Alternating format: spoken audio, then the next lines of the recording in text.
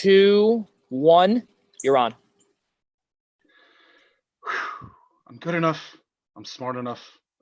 Gosh darn it, people like me. Okay, we are live here on the Eastern Observer, which is powered by the Blackjack Media Networks. Today is Doubleheader Tuesday, where tonight after our show, primetime episode 15 of the Primetime Rundown Zoom interviewing series with Joey Jarzenka welcomes College Hoop Digest Jake Zimmer. But right now, first, we have episode 4 of the Essential Wrestling Podcast presented by ProWrestlingPick'em.com. Play against your friends, play against the universe. Ding.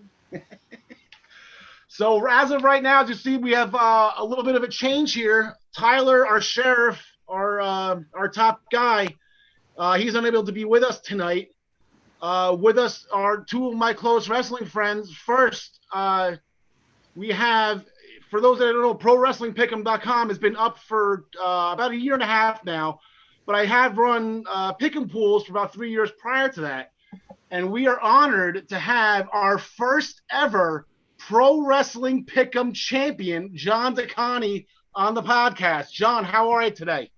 Good. Thank you very much for the invite, Al. Pleasure to be along with you.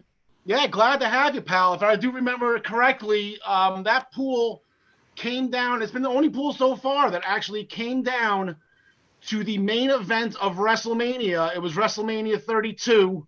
Yep. You had Roman Reigns. I had Triple H. I was dead in the water going into that. I didn't think I was going to have as good of a WrestleMania pick'em as I did. But yeah, that didn't turn out well for me. So congratulations, John DeConnie, our first ever PWP champion. Thank you. And also, we have a very good friend of mine who actually, I saw you, John Smith. I saw you Saturday night. We watched Double or Nothing. How are things going with you? How was the rest of your Memorial Day weekend?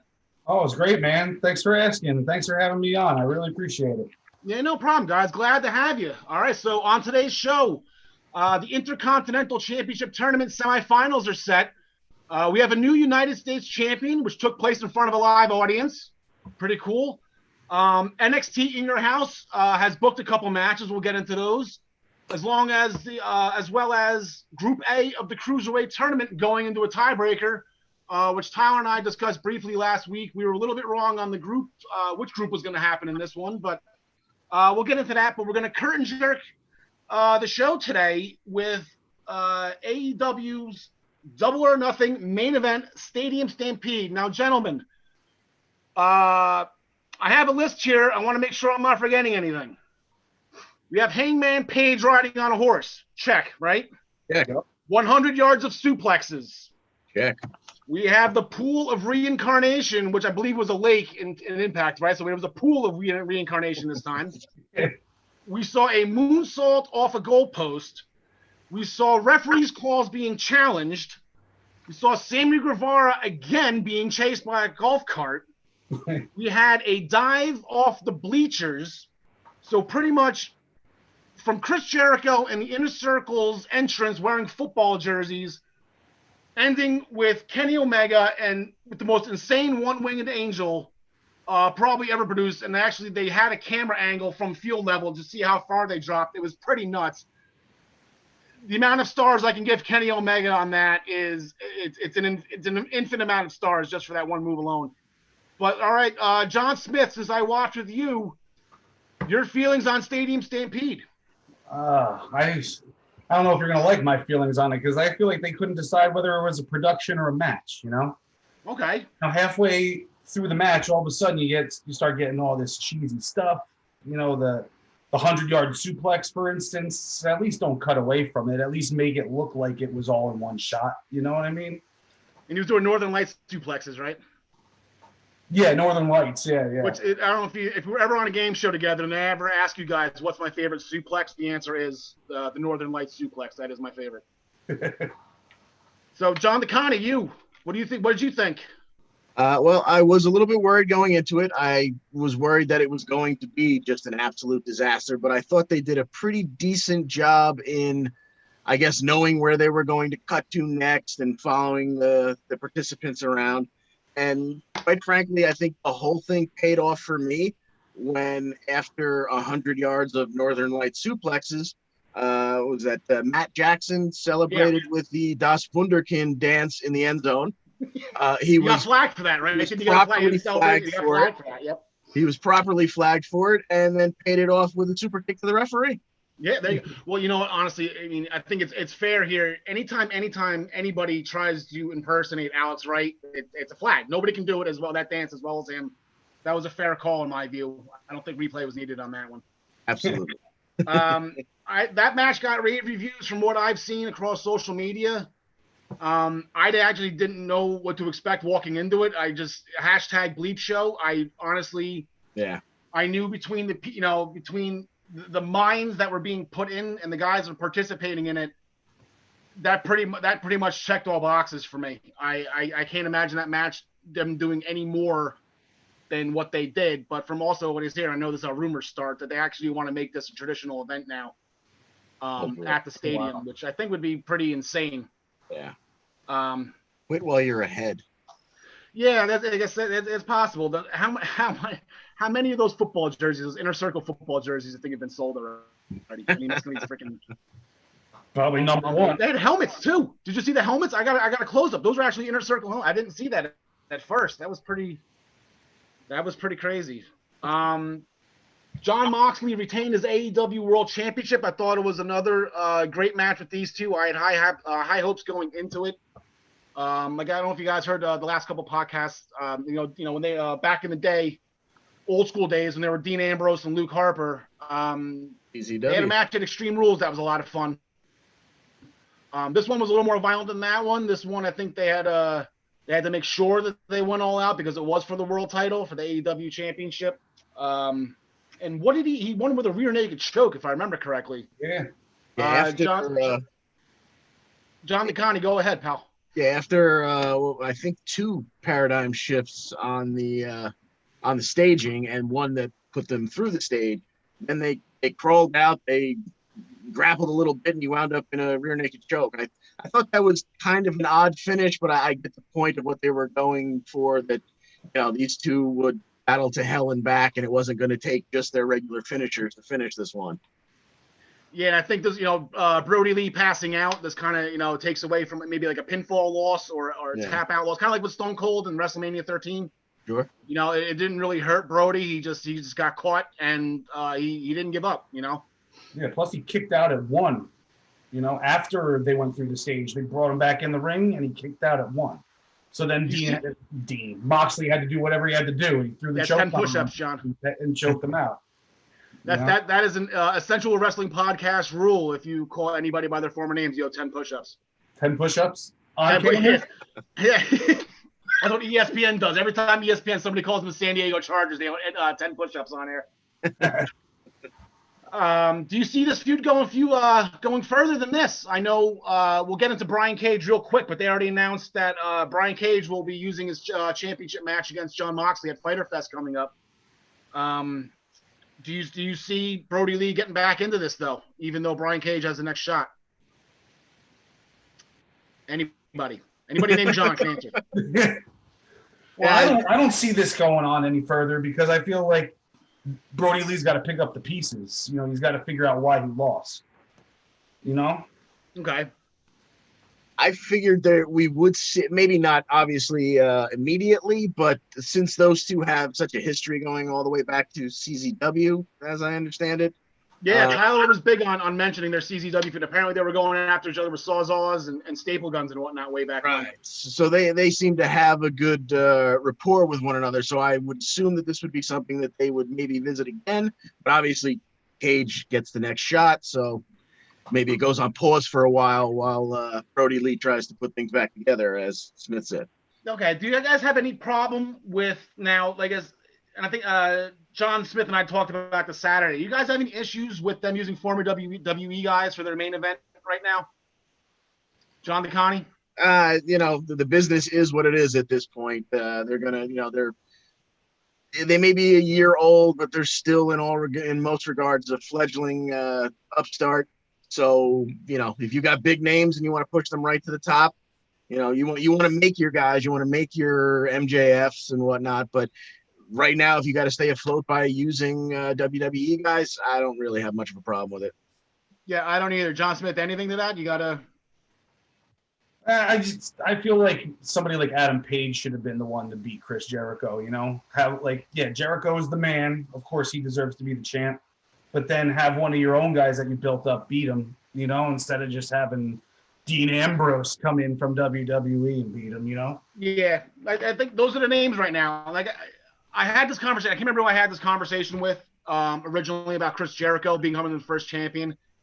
I think 9 times out of 10 in that match, Adam Page wins. But the fact that this is the pay-per-view a week before their first ever television show, that you need Chris Jericho's name for people to tune in that first episode. Absolutely. So I kind of feel like, I don't know, it wasn't a no-brainer that was a Jericho, but I think it was a smart move that you just use his name to get people to come in for that first episode. Sorry, I got sidetracked there for a second.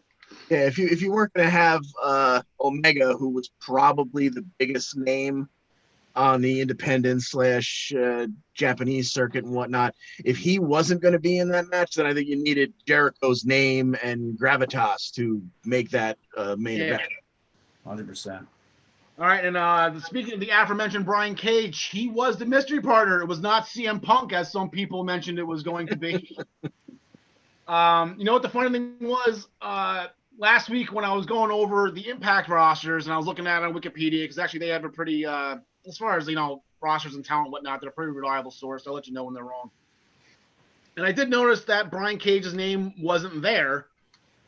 He wasn't under Impact contract, but then I read a little bit further that he was actually having shoulder surgery. So I actually, it's funny how I looked him up and I thought he was completely, so I didn't even bring him up last week's episode as a potential for this mystery partner, and it ends up being Brian Cage and ends up winning it. Thoughts on Brian Cage, John Smith?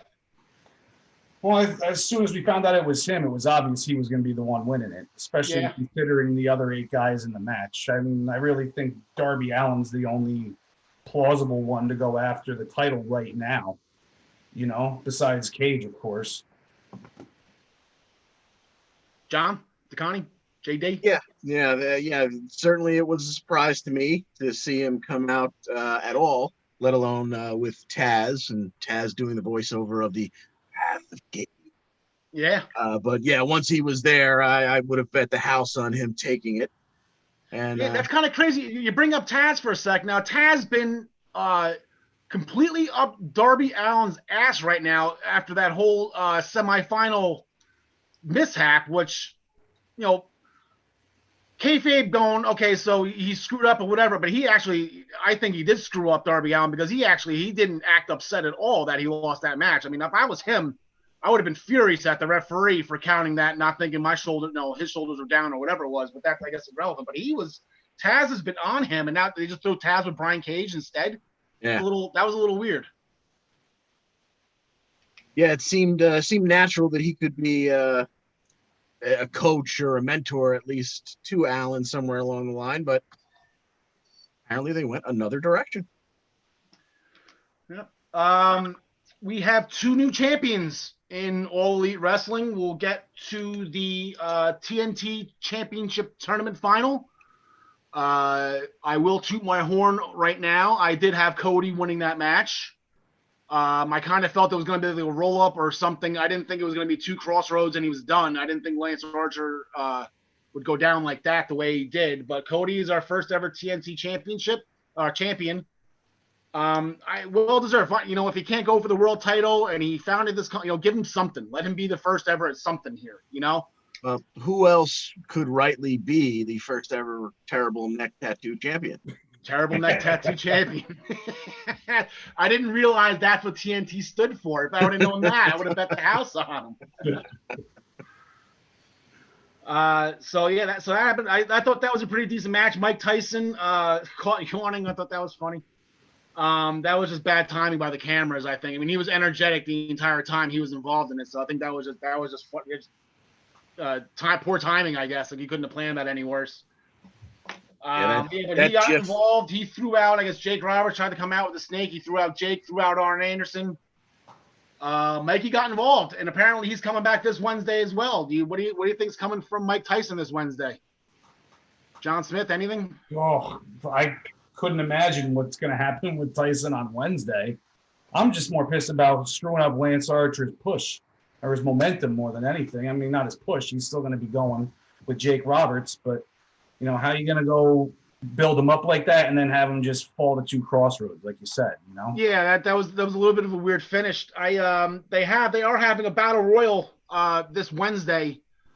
They didn't announce any participants in it. They're having a battle royal where the winner is going to be the first challenger for the TNT Championship. They didn't say when, if it was going to be at Fyter Fest or if it's going to be on a TNT, Dynamite, because the TNT Championship should be defended on the TNT network.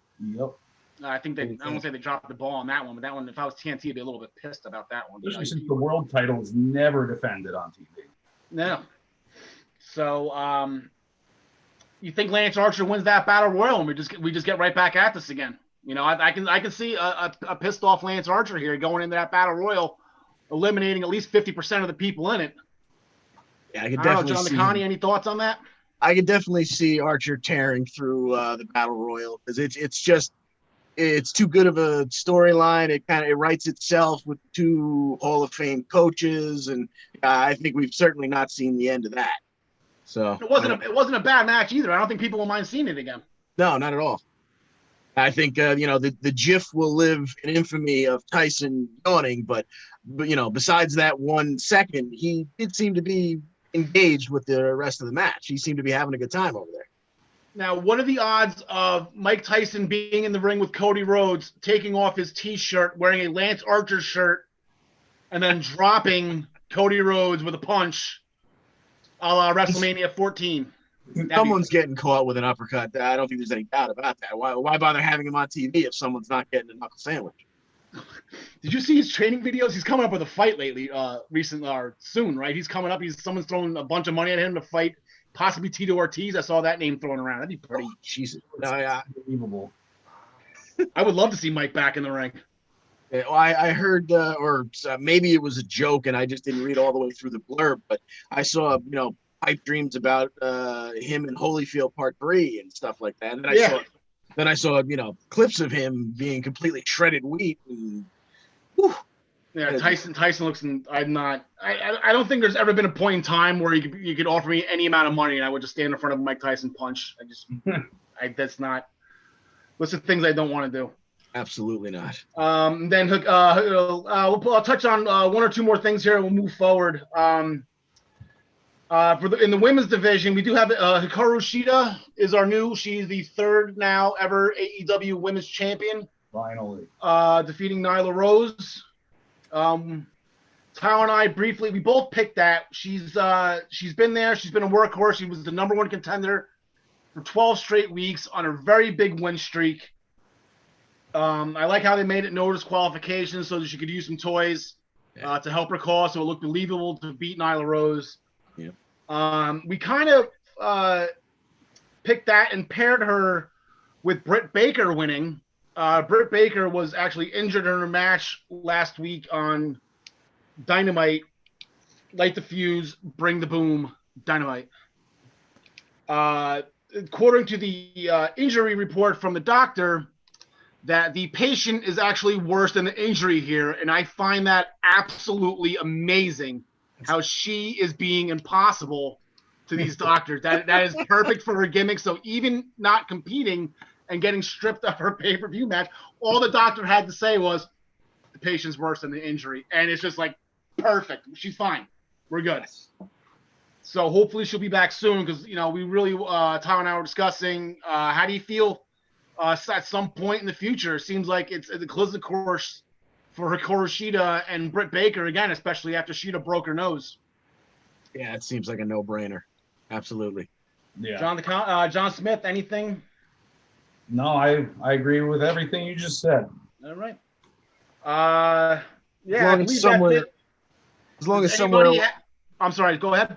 No, I was just gonna say, as long as somewhere along the way we get more of Tony Schiavone standing next to Britt Baker and being the world's greatest microphone stand. Referred to him as. Two interesting side notes with this, and then we'll move forward. MJF and Jungle Boy was an absolute clinic. that match didn't really look all that great on paper. That was probably the best wrestling contest of the night. Any objections to that, or any? That was phenomenal. Agreed. That was amazing. Yeah, definitely the best wrestling match. I liked the Brody Lee match more, but Okay. I also didn't like how MJF went so long with Jungle Boy, since MJF's supposed to be like, a few levels above him. Yeah. You know what I mean? But he is just coming off of that, devastating injury, so maybe that The nail. balanced it out a little. Yeah. He looked as close to 100%. And the guy's got heart. Say what you want of him. He heals like Wolverine. He's got heart like Shane Falco. And then you said Dustin Rhodes, a little bit of old gold dust. Anyone want to comment on the Sean Spears spanking? Didn't think so. Shout out to Sean Spears, though. He actually, where's Dustin Rhodes? He's at home washing his tights. Awesome reference from the first Batman. I love saying that. I actually said that about Sami Zayn on last week's show. I don't know if anyone caught that, but I love that line, especially when no one's there. Yes. So overall, I thought Double or Nothing. It was a success. It was a nice success. Good show. Moving forward for AEW. Absolutely. I think that it was a good card top to bottom. Yeah, it was definitely worth the $60. All right, we fast forward to SmackDown in the Intercontinental Championship Tournament. For those of you who listened, I believe it was the first episode 1 of the Essential Wrestling Podcast. Tyler and I discussed a potential Jeff Hardy versus Sheamus match, where I picked Jeff Hardy with a roll-up victory and having a very irate Sheamus to keep going after him. Thank you very much. Golf clap. I was a couple weeks too late, but I got the result I was looking for. Not to mention we keep Sheamus away from Daniel Bryan. We touched on that last week. That's not a very good matchup that anybody ever wants to see again. Certainly not Daniel Bryan's wife. No, I'm sure Brie does not want to see that. But Jeff Hardy advances, and AJ Styles, the newly traded to SmackDown for future considerations. Mm-hmm. AJ Styles defeated longtime nemesis Shinsuke Nakamura in their first round matchup. Gentlemen, John Smith, I'll go with you first. Any comments on these first 2 round matchups? Or the trade or anything? Why trade him to SmackDown now? He didn't win the title yet. Now it just makes it look like he's going to win the title, At least if he wins the title, then they say, oh, now we got to go trade you somebody because we're taking AJ on our team. You know what I mean? Okay. The match was great. I watched those. They could be another pairing that once a month. Like, okay, it's the second Friday of the month. This is our monthly AJ Styles versus Shinsuke Nakamura fight. Put that up there with Buddy Murphy and Aleister Black. I can watch those 2 all the time. He's got to win one of them at some point, though, right? For you to want to continue to see it. It's not Nakamura's never beaten him, right? That's really. I don't believe so. That low blow was heard around the world at WrestleMania, though, man. I can tell you that. Very true. Going further with AJ Styles, I saw this going over my notes. I guess he had a exclusive interview on WWE.com after his match with Nakamura, and he's not letting this thing with The Undertaker go. Really? He's not letting it go. He's not happy about it.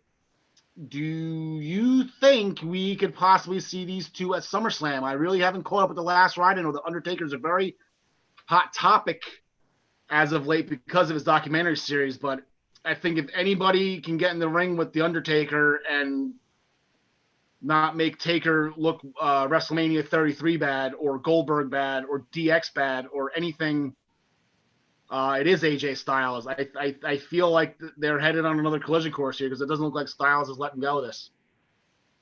Well, I think you and I spoke about this after we spoke about how great the production was for that graveyard match and whatnot. That, I said, it feels like, every time Taker performs, you get the feeling like this could be it. Yeah. And I thought that a produced and, a cut together match like that was a weird way to possibly be his out. And giving you credit, the first thing you said was there will be another entrance. We will see the dead man again because he kind of was half dead man, half American badass. Yeah, he was dressed for a street fight, kind of. You know, he was in whatever. He was street taker, I guess. Yeah. Just like Styles was in jeans and whatnot. You know. Right. So I think for that reason alone, I think, and I've only been through the first episode of the docu-series myself, and literally just finished watching it about an hour ago. But I think he would, like you said, he will want that one more entrance, that one more stadium pop, that one more in-ring tombstone, hands across the chest, eyes rolled back, 1, 2, 3. Yeah. Now, John Smith, I'll throw this at you. Then, do you want to see this at SummerSlam, or do you want to see them go at it again at WrestleMania? Wait another X amount of months while they have the stadium out in Los Angeles. I'd rather them do it at SummerSlam. I don't want this going for another year. You know, it's just I mean, it doesn't really have to be anything. It's just Styles just not forgetting it. Really, I don't think that's, he's going to have other feuds. Obviously, I'd rather kind of has him pegged to win the Styles. title tournament. Yeah, I'd rather see AJ Styles actually have a good match at WrestleMania. You know. All right. So with that going forward, big champion versus champion match. Bayley by hook or crook by herself though. Cheat to win.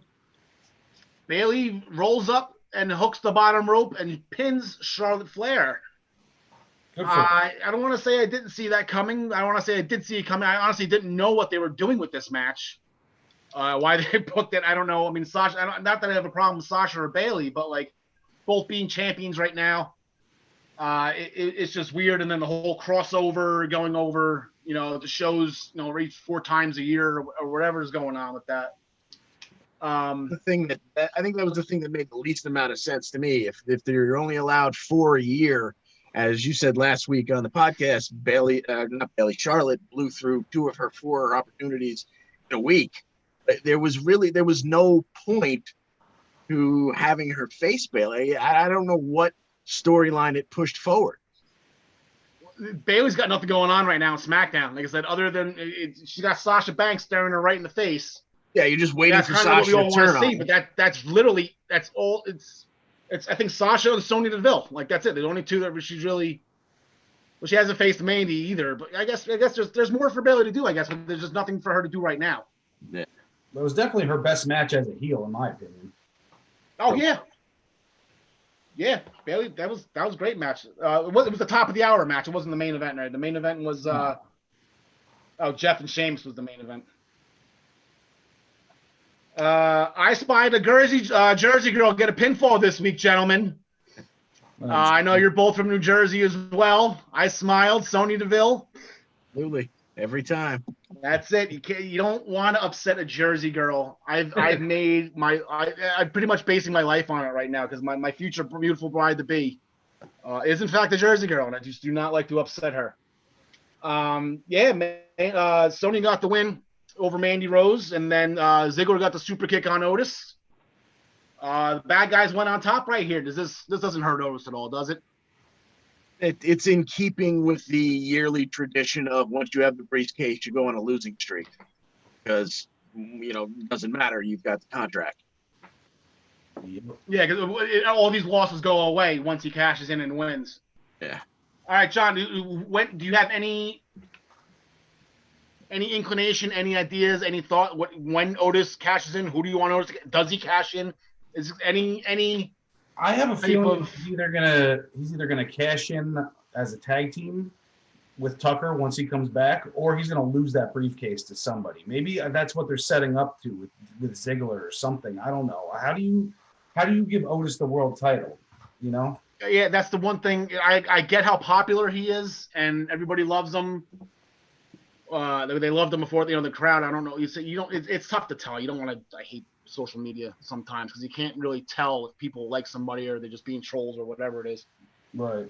I have a tough time with Otis as world champ, but then I guess I could have said that about a couple people that I just didn't see as world champ. They got it, and I think one way or another we're lining up for what will this be, the 4th or 5th time if it comes to fruition that someone with the briefcase fails to cash in, because I think either Otis fails to cash in unless, like John Smith said, he does something with I could definitely see him getting the tag belts, but I don't see him being a world champion. Or I read a blurb today and didn't really get into it because I like to try and stay away from that stuff before we make picks and whatnot.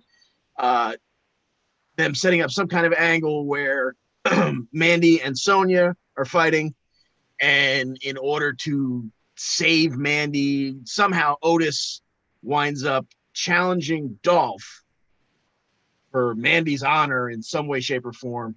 And the impetus is that it's for the briefcase. He actually puts the briefcase on the line.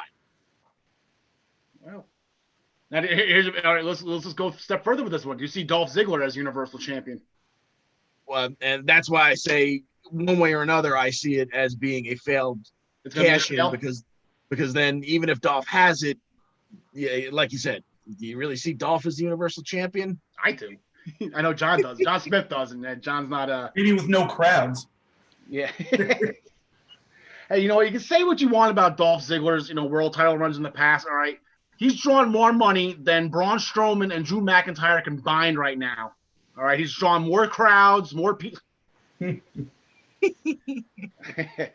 All right. There was no guy in the chair this week on SmackDown.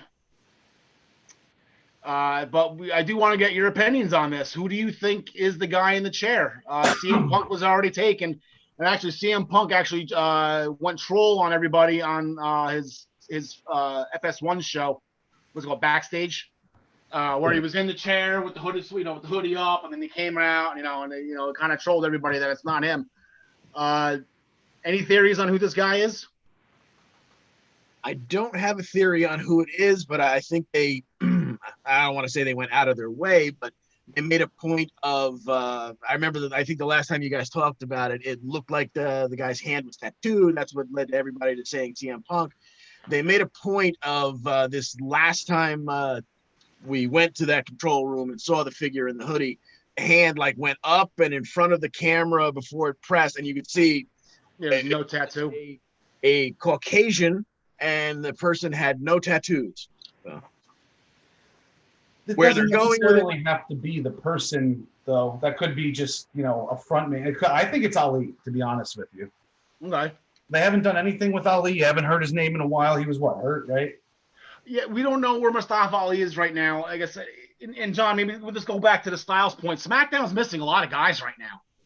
They're missing, it's just, Roman Reigns, Sami Zayn, Bobby Roode, Ember Moon, the Usos.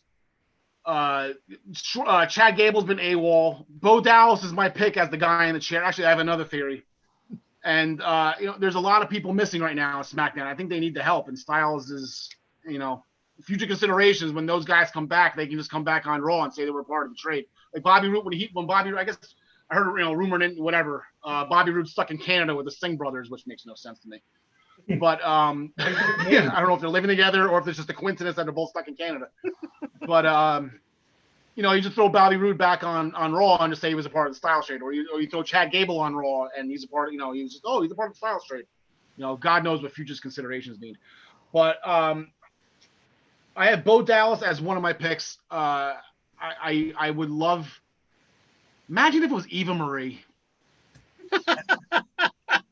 That would be the biggest. Follow me on this one. That would be the biggest letdown, probably in the history of the company. Not for you. Oh, I will lose it. All right, I would absolutely lose my mind. And yet this turns out to be Eva Marie, and just the entire world just pit. Like we're talking like Brock Lesnar at WrestleMania 34 pissed. Undertaker losing the streak pissed. This is going to be epic if Maybe this ends up being gobbledygooker.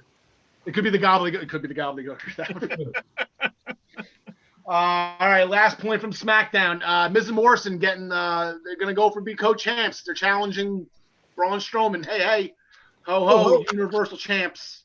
You giving them a shot, John Smith? John Smith, you giving them a shot?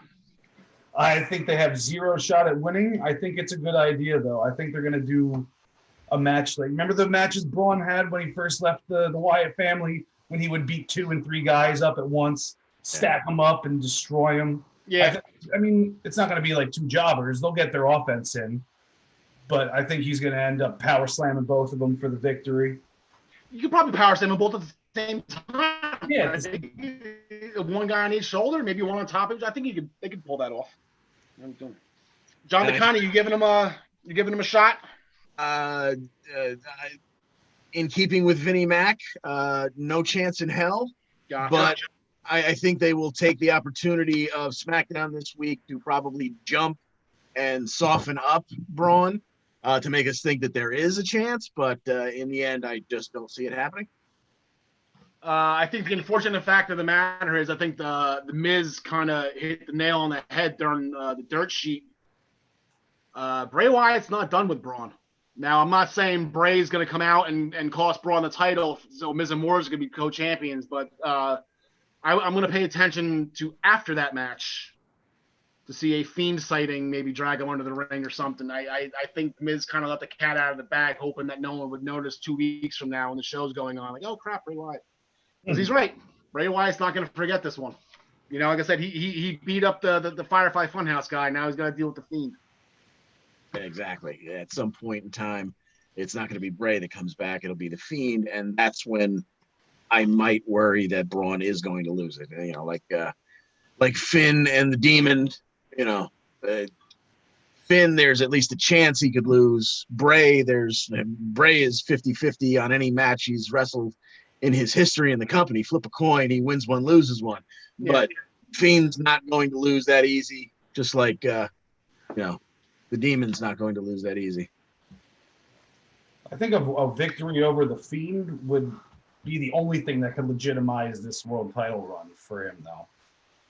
For Braun, I think it was like a consolation kind of thing because Roman was gone, and now everybody's like, "Oh yeah, you just got the championship because Roman didn't want to show up or whatever." Yeah. So a victory over the Fiend, I think. I'm not saying that they're going to do it. I agree that the Fiend would probably win that match, but I think that's what would legitimize Braun Strowman's title run. You know?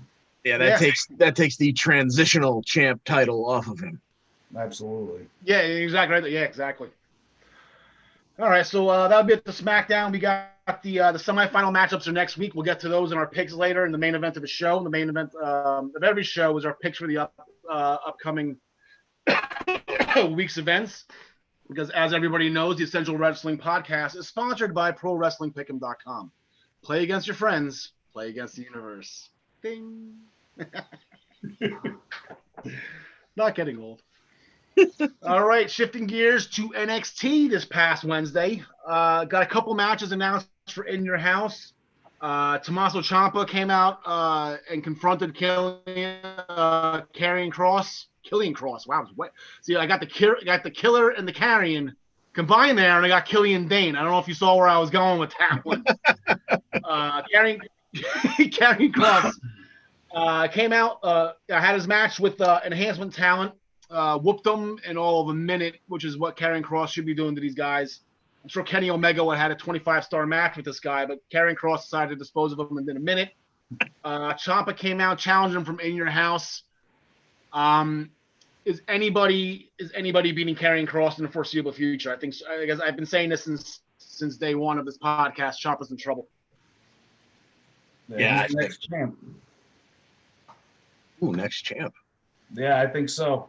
You think they skip Velveteen never gets his hands on it? I don't think so. No. Okay, well we'll segue right into that then. After the match between Roderick Strong and Dexter Lumis, which I thought was a really good match, it's amazing how Dexter Lumis just cannot blink.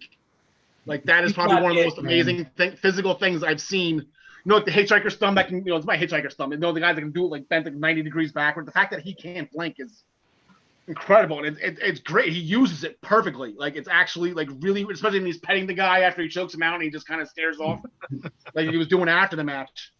But then the Undisputed Era and the Velveteen Dream got involved. Apparently tomorrow night, I did see on NXT social media today that apparently I guess Adam Cole and Mr. Regal will be having some sort of meeting. Negotiation. Yeah, well, he's coming up on a year as champ, right? Yeah, so it's he said something last week about a celebration. It looks like we're heading this towards In Your House, Adam Cole and Velveteen Dream. John, you're not giving the Dream a chance here? John Smith. I'm sorry, you're the one that just said it earlier. Yeah, no, I don't see Adam Cole losing that belt unless it's somebody dominant. Like who? Who do you got? You gonna Like, give it to Karrion I Kross think this early, or Cross is definitely the next champ in my opinion. okay? John DeConnie, anything as far as the Velveteen Dream? I think that will be a, if I may borrow from you, a 25-star Kenny Omega level match. As to who wins, I would not have a guess at this point. Yeah. All right. Yeah, so we got another week this up. We got tomorrow night, and then next week's to go home to In Your House. We'll be making our picks next week. Make sure you guys join the Essential Wrestling Podcast pool. I know we're 2 shows in already. I caught Tyler. Tyler had a nice lead on me after Money in the Bank. I kind of caught up to him with my Cody pick. So we're doing all right. Nice. The Cruiserweight Championship Tournament. The Iho of Phantasma has advanced to the finals. He wins Group B in a winner-take-all match against Akira Tozawa. Again, these luchadors in that SUV that abducted Jacqueline Wild, and they got Raul Mendoza, if I remember correctly. It was a while ago. They haven't gotten anyone recently, but they've made several attempts at the Iho of Phantasma. Yep. I have no idea who these guys are going to be. Maybe Eva Marie's behind this too. Maybe CM Punk. I have no idea. I think I'm going to start using that as my mystery person for every. I'm going to bust Tyler about CM Punk every single time that he's making a mystery pick. I might have to try to weasel Eva Marie in there with every single one until she comes back. But in Group A, not so fast here. We have a triple threat match to decide the winner of Group A, because Kushida, Drake Maverick, and Jake Atlas all beat each other, all went 2-1. There was no tiebreaker. They're going to go at it tomorrow night with the winner to fight Phantasma, hopefully at In Your House. I'd like to see that match on a pay-per-view rather than NXT TV to be the interim Cruiserweight champion, which I'm sure Jordan Devlin is not happy about. When the champion comes back, then they fight to unify? I would hope so.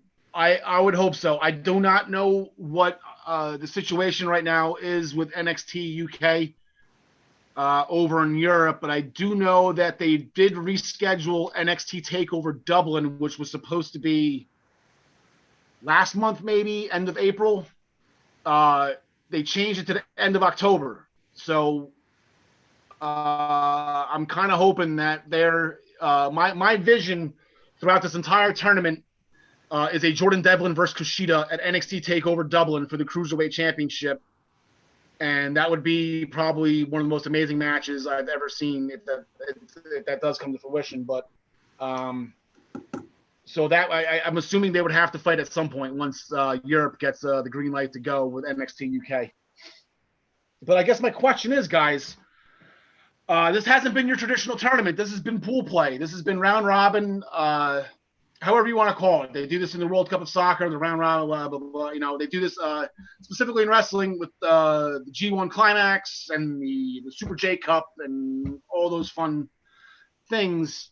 John DeConnie, I'll start with you first. Do you like the round robin style? Do you prefer this round robin style? Do you like brackets better? I think brackets work better in the case of, let's say, the IC tournament that's going on right now, because they're established names and whatnot. I think normally I don't like pool play, but I can tell you that in this, I think it really works because maybe I'm speaking mostly for myself, but there are still a lot of guys in the cruiserweight division that I'm not real familiar with. So getting to see all of them multiple times go against each other, not have, one and dones. Yeah. I think it gets you more invested in each of the characters, and I think it really worked for this particular tournament. Yeah, Phantasma and Jake Atlas, I believe, this is their debut in NXT. Right. Kushida's been around for a little bit, but not really utilized. I think, like I said, this is a perfect time for him to shine, especially since this is right up his alley from all I think the Super J Cup is their junior heavyweight tournament over there, if I remember correctly, in New Japan. John, what are you thinking? John Smith, what are you thinking? Do you like the round robins, the bracket styles? What's your? I love it. I think they should do that kind of stuff with tag team tournaments too. I agree with the Intercontinental because it's a more established title and you usually have higher level guys going after that. But when it comes to like more is always better, as far as tournaments are concerned. If a match means something, then it's going to mean something to us, And then also El Hijo del Fantasma. How long till Vince changes his name to just Fantasma? I'm thinking they're just going to shorten it to Eho. How about L? L. Just L. Well, actually, someone came up with Dominic Dijakovic today. I'm dying to know what they're going to change his name to. Yeah. I'm thinking once a year. I believe. Well, they did. This isn't the first time they've done this in WWE. It feels like it is because I don't know if you guys remember the Mixed Match Challenge. The second season was, I believe, pool play. The second time around they did it. The one that Truth and Carmella won the trip to go anywhere they wanted to in the world. They went to WWE headquarters.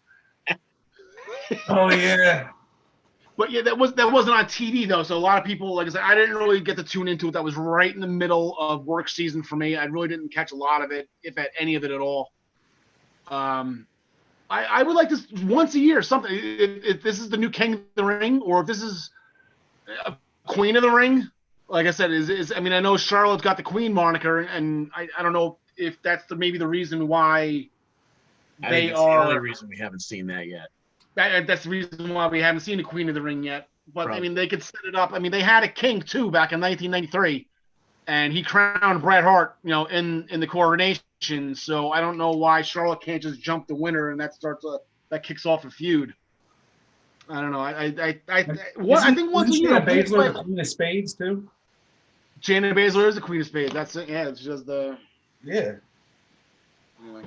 Something that'll probably be changed once she comes to the main roster too, full time, and somebody gets in Vince's ear and tells him what that means. It was a magic trick. She just came out on her. It was a magic trick.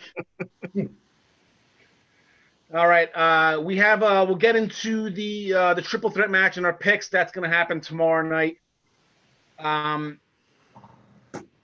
We'll discuss that then. Also, they made Damian Priest and Finn Balor.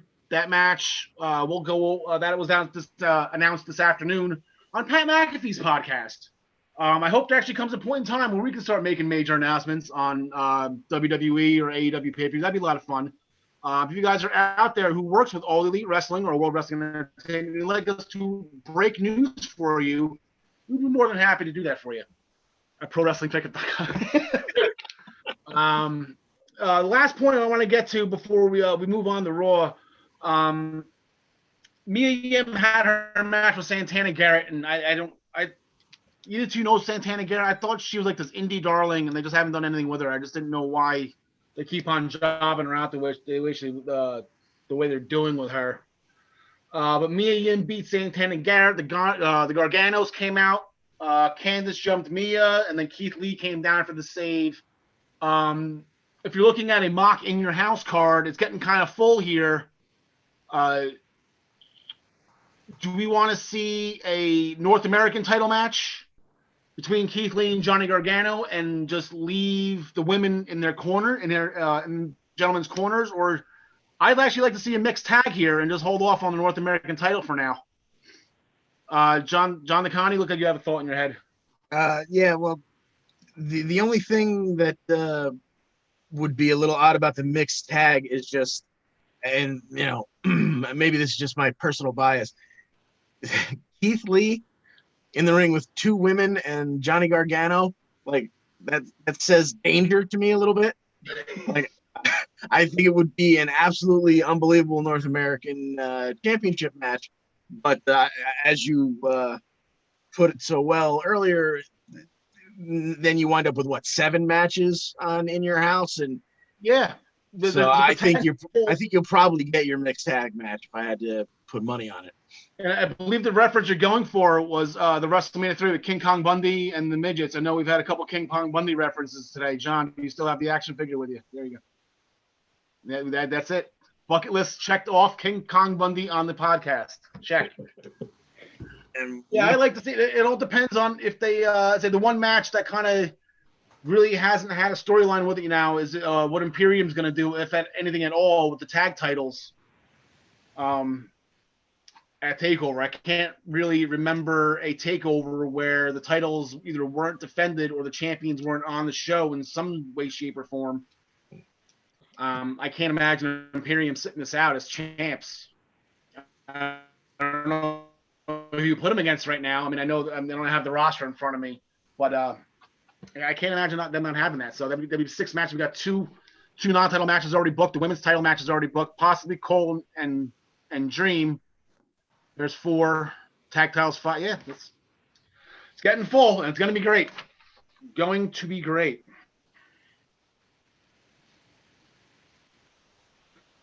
So, and then last night on Raw, so I'll let you guys try to start this off here. A lot went on. A lot went on last night on Raw. I thought it was a great show. Any general comments, John DeConnie? I liked the new audience, if you will, them letting the recruits and whatnot act as the audience. Just that little bit of sound in the building, I thought made the show that much better.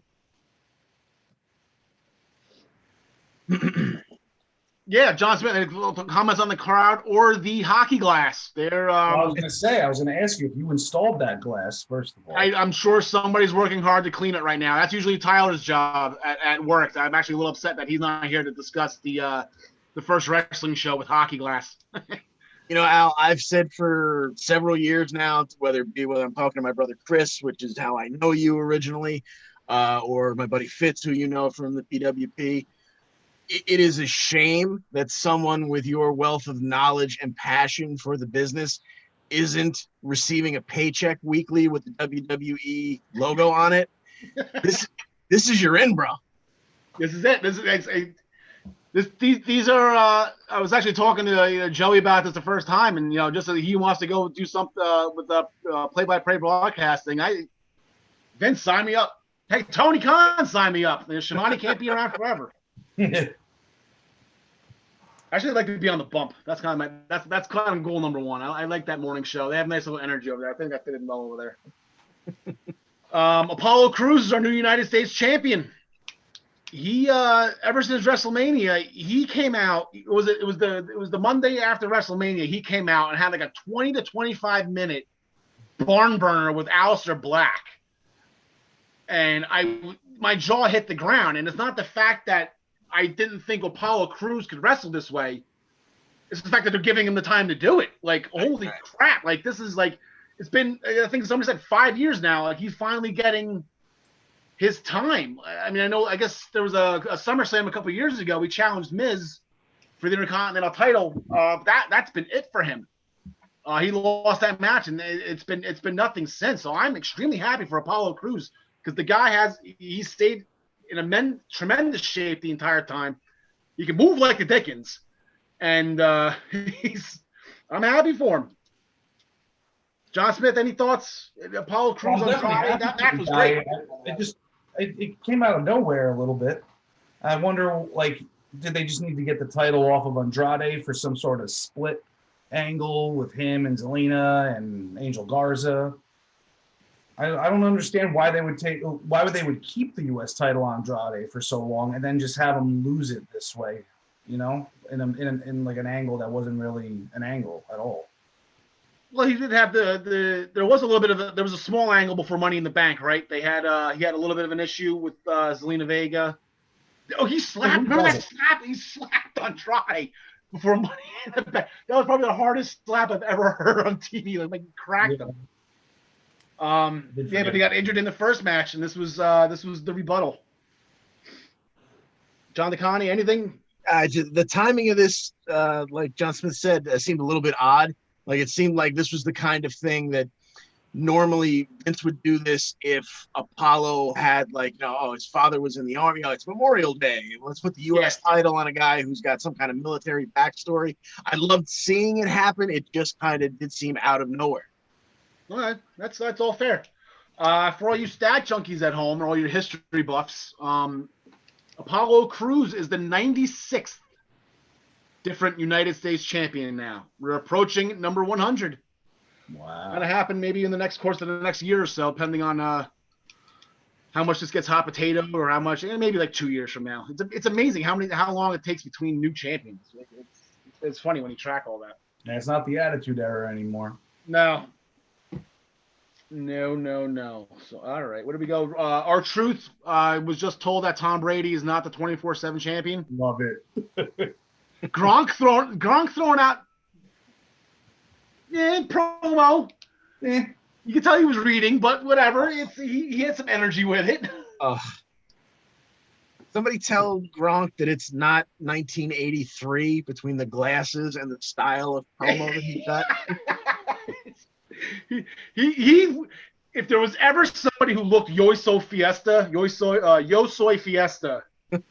that was Gronk right there in that picture. That was Yo Soy Fiesta written all over. I thought that was funny. The Street Profits shot a 28 in miniature golf. Break If that you down do for us, math Al? on this one, that's 8 holes in one. Only if the other 10 holes were two'd, like that's A whole lot of eagles and birdies. that's some incredible mini golfing. The fact that the Street Profits shot a 28, incredible. Are you guys enjoying these segments? I'm growing a little after the first week. The basketball, it was fun. Kind of axe throwing got better. Now I'm actually having fun with this. Now actually I can't wait to see them go bowling next week. John Smith, I know this isn't wrestling. Are you enjoying any of this? I think it's definitely good for these two teams because these are two teams that play a lot to the crowd. I mean, the Viking Raiders don't play to the crowd, but they feed off the crowd, and the crowd is really into them. And then the Street Profits, I don't even have to tell you about them. So to have them, screaming into an empty abyss doesn't really, do it for us. So to have them out there, doing some stuff, doing some golf, doing some basketball. What else did they do? They did archery axe throwing. Axe throwing, Yeah. Some badass stuff. Yeah, I think it's been fun, and I'm kind of hoping that you kind of get the feeling that the Viking Raiders will, combine, throw a perfect 300 game, bowl a 300 game. I guess if the Street Profits are shooting 28s, the mini golf, there's no reason why the Viking Raiders can't bowl a 300 here. Are they going to bring like a Fred Flintstone bowling ball? Yeah. Imagine if they had the car outside and it tips when one of them gets into it. They I kind of get the feeling that the Viking Raiders will get the upper hand in the bowling match, which will set up and they're keeping score now. There's a graphic with a scoreboard now, 2-2. You kind of get the feeling this is leading up to 2-1. Yeah, I'm sorry, but you kind of get the feeling that this is leading up to ultimately the tag title match at Backlash as the tiebreaker in this. I think the biggest question is during this bowling segment, do we see the Viking Raiders, someone come down the lane, roll the ball, and see pins explode? Yeah. Just to show us how good they are, and they wind up bowling a 400 round. And are they going to get broken up? I know it's the ongoing joke here. Everyone thinks Ivar is cute. Are we going to get an ongoing joke that's just going to be someone? Oh, you know what? You're going to get away with it now because this guy's cute, and it's always Ivar. They're going to get an extra drink from the bar or something because Ivar's cute. There you go. Because all bowling alleys have bars, right? It's the first thing they build in the bowling alley, if I remember correctly. They build the bowling alley around the bar. Yeah, exactly. Yep. Staying in the tag division, any thought Murphy and Austin Theory? I kind of hope, just for the sake of the Raw tag team division here, kind of hoping these two stay together, and I like the combination of the two. I mean, I'm one of the bigger Buddy Murphy fans out there. I think he's incredible. I like Austin Theory from what I've seen so far. They should go after whoever wins the Street Profits and the Viking Raiders. And it helps sell the disciple angle. Having one disciple, okay. Having the two disciples to go do your bidding, to gang up on whomever is your target, as it were. I think it works better with two, and those two together could be phenomenal. Yeah, I think it'd be really good. What was he gonna say? I hope AOP just joins right back. I mean, if he has a stable of 5, that's a faction. I know that Tyler and I had discussions on what's a faction, what's the stable, what's the group, what's the try. We're getting like 4 or 5 people here now. If AOP comes back, Johnny, you think they'll keep the AOP around? Have the 5 of them go around just kill people? I think that would be a lot of fun. And I don't think there's any reason why Seth Rollins wouldn't be WWE champion if they get AOP back and they're in full force. Kind of evolutionish, they waited for everybody to come back full force. Bite your tongue. I'm sorry, what was that? Nobody wants Seth Rollins as champ. Nobody ever wanted Seth Rollins as champ. Certainly not as a face champ. Heel champ, I can stomach. Face champ. I love this gimmick, this Jesus Christ gimmick. I think it's just he's playing it well. He's playing it. I think it's I hope this is an Aleister Black versus Rollins feud. Yeah, well, we'll get to that. They're fighting on Monday. We'll get to that conversation on that. We got a little bit of time here. We're actually doing okay on time, but we got a little bit left to go over picks, and we can go into detail on that one. Nia Jax defeated Charlotte Flair and Natalya to earn a Raw Women's Championship match. That was kind of since what happened last week. Nia Jax interrupting Asuka's celebration. This was kind of, I don't want to say a foregone conclusion, but I think we all kind of knew Nia was going to win this. You're giving Nia a chance at Backlash. She is 0 forever against Asuka in every match imaginable. I don't know if you guys saw that tweet. A guy actually listed all the matches, and Asuka's, I believe, 9-0 against her. You giving Nia a chance here? Anybody? John Smith, you giving Nia a chance? Going up to 10. No way. 10. All right. Asuka's my girl, though. Asuka, will you marry me? If you see this, I'm here for you. I will make sure we tag her on Twitter in this post. What time is it? A little after 7 o'clock, a little after the top of the hour. I thought I'd fast forward to this part. All right. Angel Garza.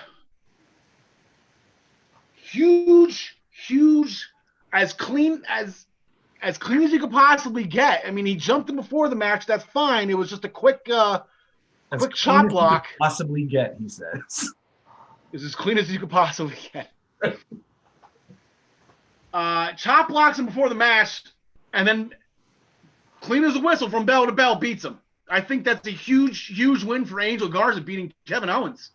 I think that's reminiscent of Owens' debut beating Cena. Yeah. Kind of just like, oh my God, I did not see that coming. Big things ahead for this fella. John Smith won one clipper and he was done. One wing clipper. Yeah, well, I mean, the guy couldn't walk. What do you want from him? Yeah, he tries for the pop pop-up. Sprained MCL or something. Yeah, chop. I've never been chop blocked before. I'm not sure. I don't know how bad. It looks like it hurts. Not good. All right, before we get into the picks, small little discussion here about this alleged greatest wrestling match of all time. I try my hardest to always look for the positive, and I always try to have fun with it. And I think this is going to be a great match. But you're billing Edge versus Randy Orton as the greatest wrestling match of all time. And then you have Edge cut a promo, doesn't know if he can do the things he used to be able to do. He's going to dig down deep to the very depths of his soul to try. How are you billing this as the greatest wrestling match of all time when what was the number 30? He was retired for 3,212 days. And he doesn't know if he can go anymore, but they're going to put him in something billed called the greatest wrestling match of all. There's something that's just, it's not adding up here. You have Randy start off the storyline for this angle with saying, oh yeah, you beat me in a gimmick match, but you can't shine my boots in a real wrestling match. So that's what we're going to do next. And now suddenly it's going to be the greatest wrestling match of all time. The consistency just isn't there. It's weird and it's awkward. And the fact that they keep hitting on it every time they mention it, ad nauseum.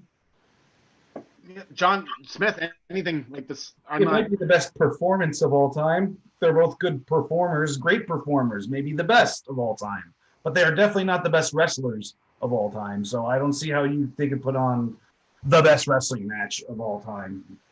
It's on, especially if Kenny Omega's not involved and Exactly. CM Punk's not involved. I can't imagine that not being, if this was Kenny Omega versus CM Punk, I can understand how this could be billed as the greatest wrestling match of all time. But this is a guy that was retired for 9 years. Again, I mean, I had nothing. I mean, I love Randy Orton. I mean, I got a huge ring-worn autographed hoodie behind me that was framed by my beautiful bride-to-be for my birthday, courtesy of Sideline Sports out in Pennsylvania. It's one of ProWrestlingPick'em.com sponsors, Sideline Sports. Go there for all your WWE autograph needs. I don't get why they're doing. I don't get it. And I try to give them a pass on everything. John, you both know me. I'm the easiest critic. But this is blowing my mind. How you're calling this the greatest wrestling match of all time, and then Edge is like, well, I don't know if I can do it. Especially when you're going to probably have AJ Styles versus Daniel Bryan for the IC title on the same. Yeah, card. that's staring right in the exactly. There you go. I didn't even think of that, and like I said, I was going to get to that after this. That would probably, hopefully, that would have clicked. But yeah, we got AJ. I didn't mean to jump the gun on predictions, but hopefully the Iconics stay together. That was the last thing they looked like they were back together. Hopefully they don't have any more mishaps. And then they had the pull apart at the end. They took the wrestlers that were in the crowd, ran out from behind the hockey glass, and did the pull apart for Drew McIntyre and Lashley. I'll get your opinions on this real quick. Drew McIntyre and Bobby Lashley, they have main evented shows in TNA for the World Championship. It was a decent match from what I remember. Are you guys looking forward to this at all? John Smith, you looking forward to this at all? I am actually. I think this is the best version of Bobby Lashley that we've seen since he came back. I think it really works him and MVP together. It worked with Leo Rush too, but I don't know, why they had to break them up. I think MVP is actually a little better for him though. And I honestly could see him beating Drew McIntyre at Backlash. And then maybe Drew has to get it back from him at SummerSlam once the crowd's back, Well, that was my theory with Rollins, like the reverse theory here. Like, why not, instead of what happened to Kofi and what happened to AJ, and I don't know if it happened to AJ as much, but I guess after you're done with the chase, you kind of get sick of the champ. Which in Kofi's case, it was heartbreaking to hear the things I was hearing people saying that how bad Kofi was, and it was just not right considering you had the entire universe with Kofi Mania. Like, why not take it off him early, then have him chase it again, and then he can get his moment at SummerSlam? I thought Rollins would have been the perfect person to do that with.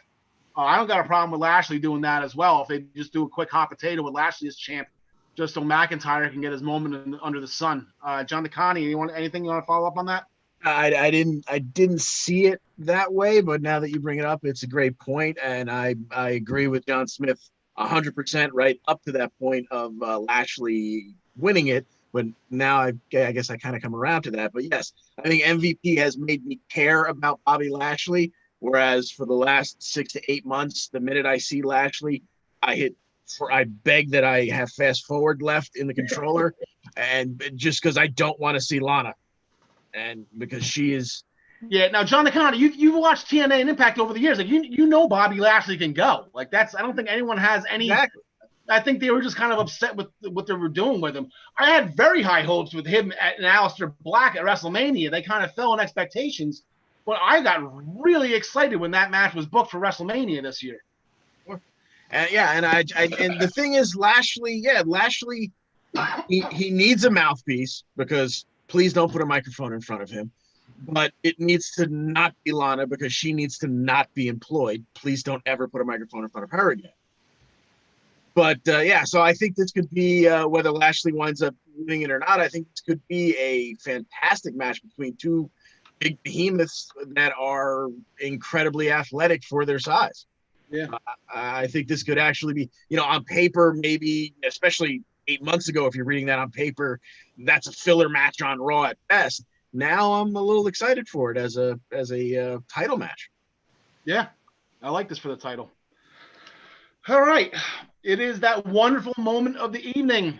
It is our Pick'em time, sponsored or brought to you by our sponsors here, ProWrestlingPick'em.com. Play against your friends, play against the universe. And you can play against, yeah, here you go. And you can play against us. We actually do have a public pool that anybody can join on ProWrestlingPick'em.com. The Essential Wrestling Podcast pool. Both Tyler and I are in it.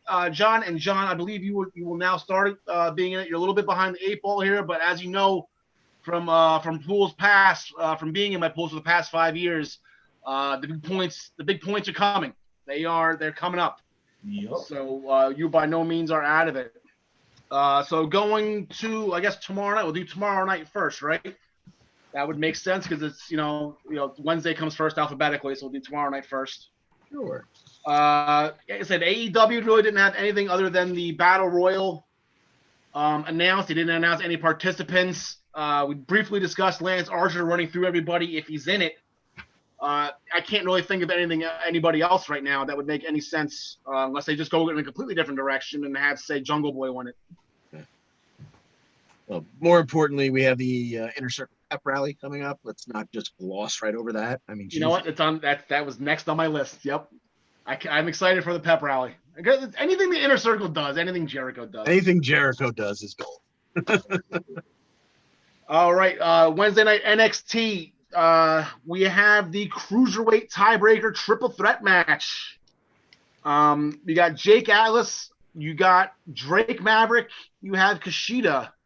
I guess before we get into your picks, I guess the first question is this Drake Maverick's last match? No. John Smith saying no?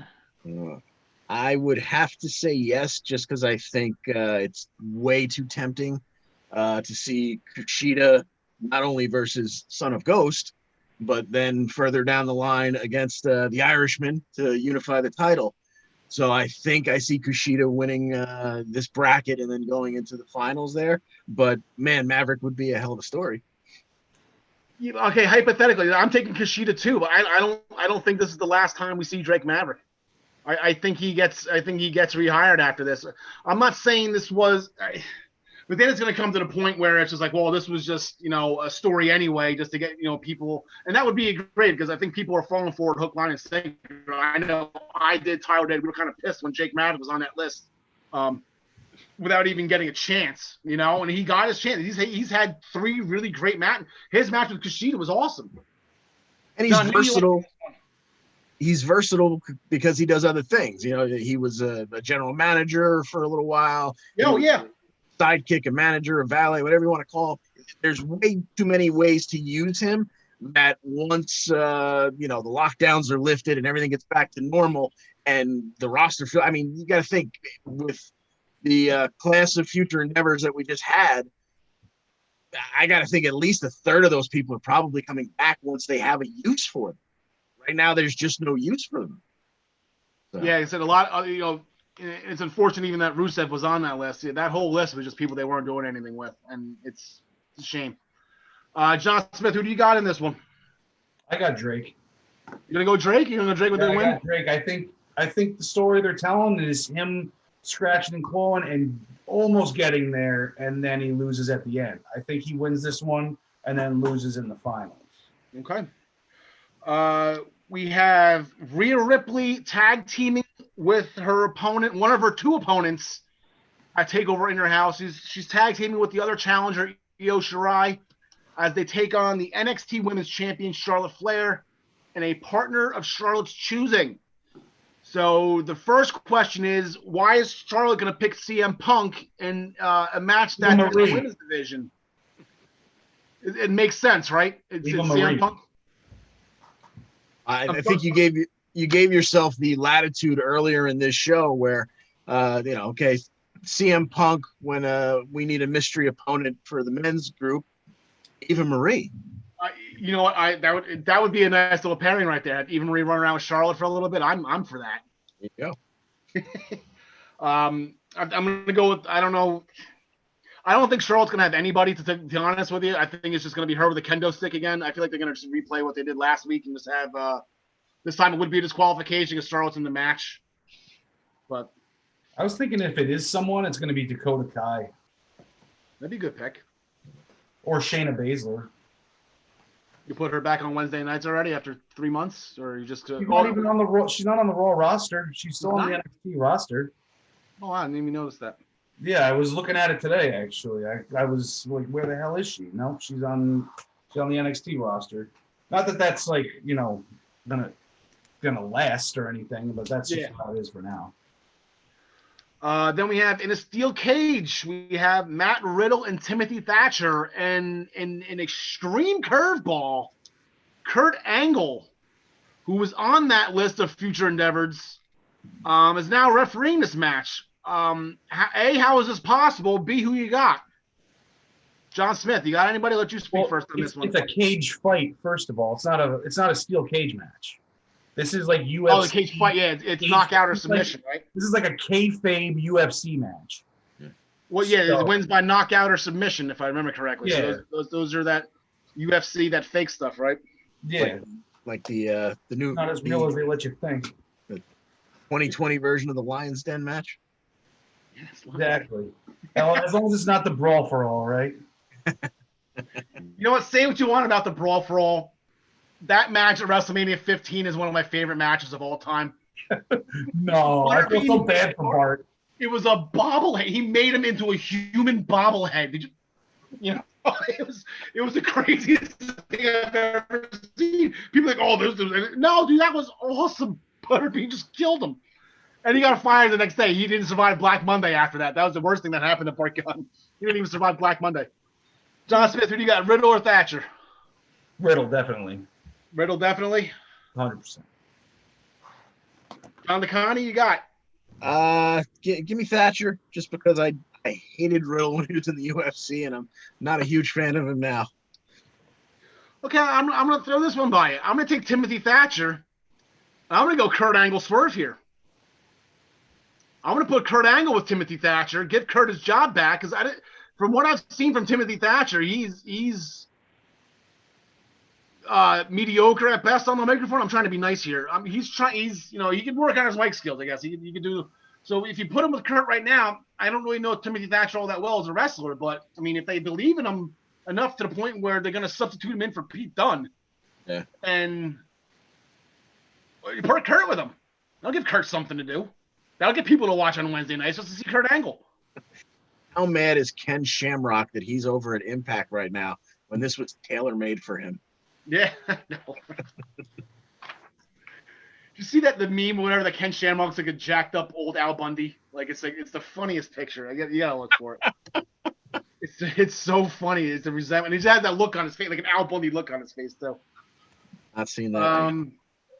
SmackDown, they only announced 2 matches, but they are 2 very important matches. They are the semifinals for the Intercontinental Heavyweight Championship of the World. Daniel Bryan and Jeff Hardy, and I like this match. I like this match a lot. John Smith, what are you thinking here? Daniel Bryan, Sheamus interference. Yeah, I'm with you on that one, John earlier. Yeah. Yeah, it makes a lot of sense. Yeah, I think both of these matches kind of go the same way. You got D-Bry over Jeff Hardy because Sheamus gets involved. You got Styles over Elias because maybe Corbin gets involved. Yeah. Then we have ourselves one hell of a final. Yeah, we have our Daniel Bryan, AJ Styles. That was last year for the WWE Championship, right? They fought over the title over the hemp belt, if I remember correctly. So we're going to renew another feud here with this tournament. I don't think anyone's going to complain about that match either. Now, if you put this now we're back at the greatest wrestling match of all time. There you go. That's where this one belongs. That's where it belongs. It's in there somewhere. We just have to piece it together. Yeah. Daniel Bryan, AJ Styles. I'm in. Monday Night Raw. We got. So we already talked about the Street Profits and the War Raiders going bowling.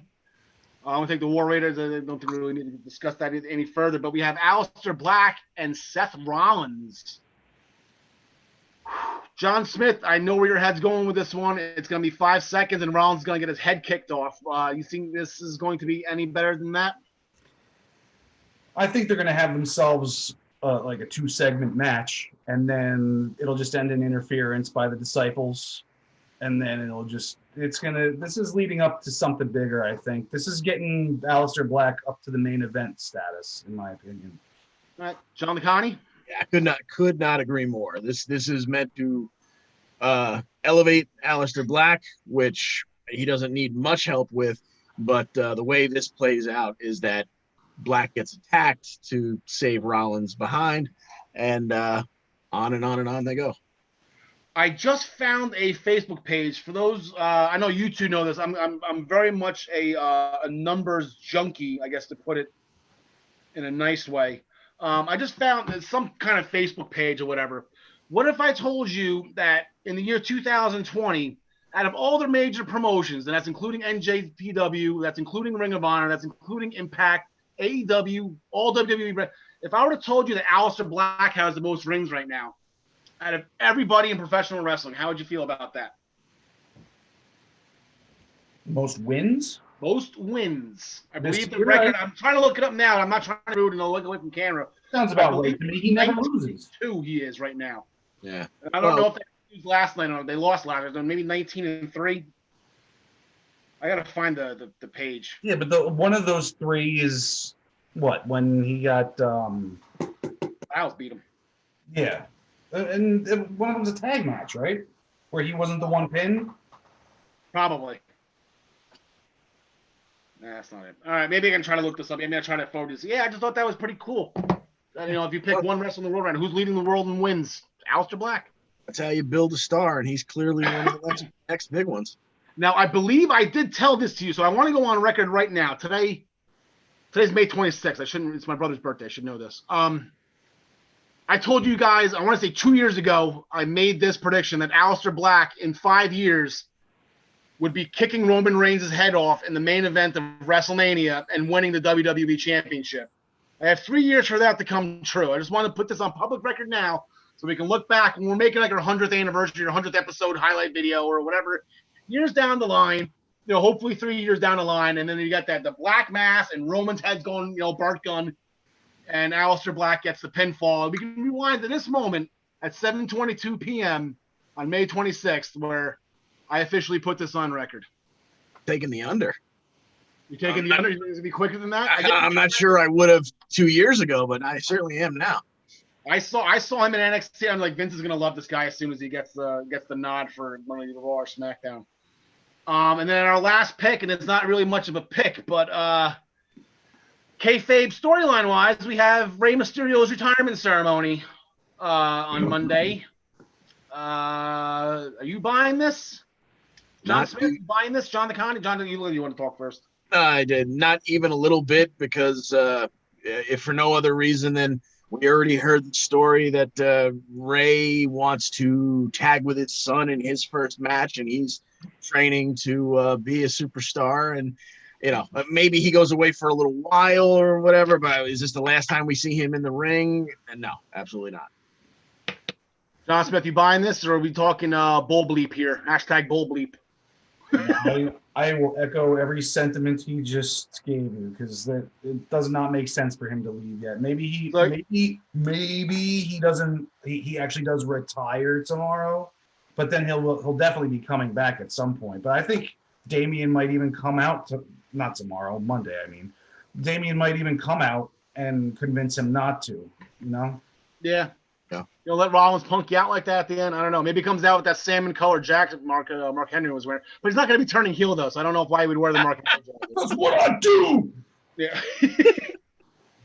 All right. So thank you very much, guys, for coming on, for filling in for Tyler. Hopefully you guys are available in the future, even just to come on just to make guest picks at some point every now and again. Love you guys. Appreciate you guys coming on. Anything you want to say at the end here before I close it up? I know, John DeConnie, you got the last word here because you created it for me. All right, John Smith. John Smith, anything you need to throw out there before we say our dues? No, I had a blast. Thanks for having me on, and Bundy out. There you go, Bundy out. Nice. All right, as I mentioned earlier in the show, this is actually part one of the Tuesday night doubleheader. And the doubleheader actually continues next at 8 p.m. with episode 15 of the Primetime Rundown Zoom's interview series, when Joey Jarzenko welcomes College Hoop Digest Jake Zimmer And then, again, that will be at 8 o'clock tonight in about a half an hour from now. Follow the Eastern Observer, powered by the Blackjack Media Networks. Follow us on Instagram at the Eastern Observer and on Twitter at Observe Eastern. And you can also follow ProWrestlingPick'em.com at PWPick'em on Twitter. Go to our website. You can watch the archives. We have an archive page now for all of our prior episodes of the Essential Wrestling Podcast. So there's more than enough of us here for you to be entertained. One last thing, John, before I throw it to you. John, actually, we didn't have a closing line to close out the show. John DeConnie came up with a hell of an idea, and he's going to say that now. He's going to say it whenever he's on. He gets full credit for it. Before we do that, I just want to tell Alexa Bliss that we love you here, and you will never hear anything bad about you from us. Absolutely. And anyway, Al, thanks for having me on. Been a great time. And to everyone else out there, thanks for joining us. Good night and best of luck in all your future endeavors.